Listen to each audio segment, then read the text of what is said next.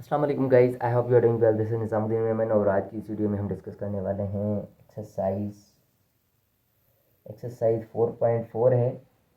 ठीक है, first year का बुक है। उसमें हमने क्वेश्चन नंबर 1 को डिस्कस कर लिया था। क्वेश्चन नंबर 2 को करने वाले हैं कि find the number of terms of the following. Number of terms हमें मालूम करने हैं। नंबर ऑफ टर्म्स मतलब एन का वैल्यू मालूम करना है। ठीक है, जबकि एक सीरीज है -7 plus -5 plus -3 plus dash dash, और अगर इसका सम जो है वो 65 के, इन सब सारी सीरीज़ का सम किया गया है, वो उसका आंसर आ रहा है 65।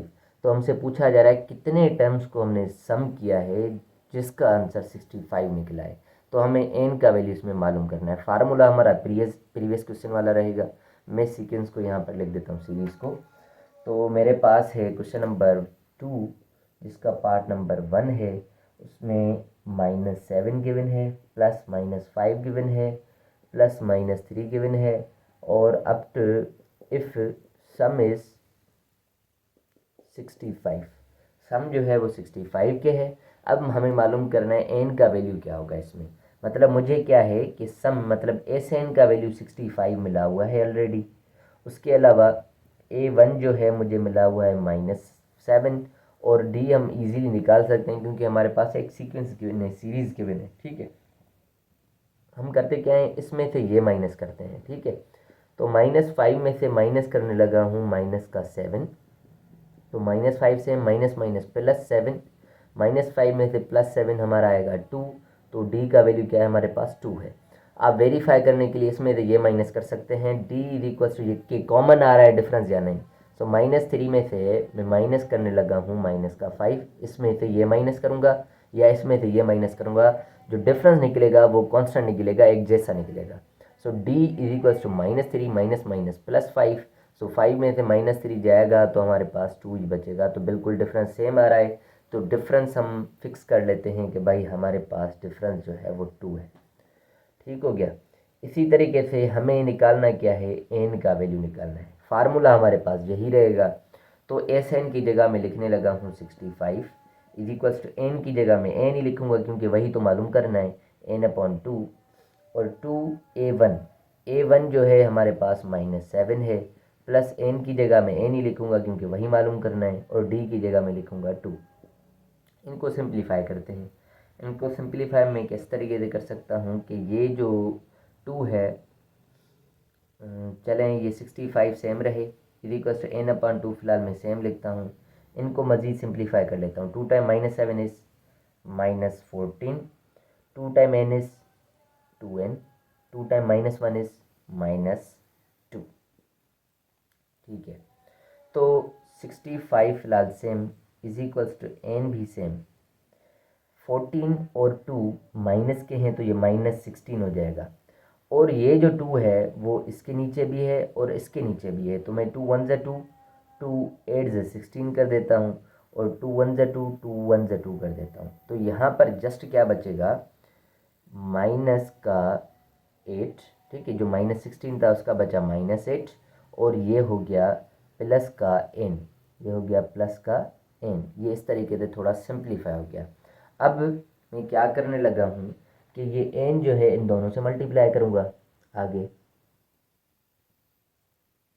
तो मैं n को मल्टीप्लाई कर देता हूँ। ये 65 इज इक्वल्स टू 8 -8 n हो जाएगा, और n इंटू एन ये हो जाएगा n²। इसको थोड़ा सा रीअरेंज करते हैं। ये प्लस का 65 भी अगर मैं इस तरफ ले जाऊँगा तो ये माइनस का हो जाएगा। तो सबसे पहले मैं n² लिखूँगा, -8n लिखूँगा, और प्लस का 65 इस तरफ आया तो माइनस का 65 हो गया, और इक्वल यहाँ पर कुछ नहीं बचा तो ज़ीरो बचा, तो ये मैंने ज़ीरो लिख दिया। मैं चाहूँ तो इस तरफ ये इक्वल सिंबल कर दूँ या इस तरफ कर दूँ, कोई फ़र्क नहीं पड़ेगा क्योंकि इक्वेशन है। दोनों तरफ आप यहाँ से रेस करके यहाँ से ज़ीरो लिख सकते हैं, कोई भी फ़र्क नहीं पड़ता। ठीक है, अब हम क्या करने वाले हैं, यहाँ पर मिडिल टर्म ब्रेक करेंगे।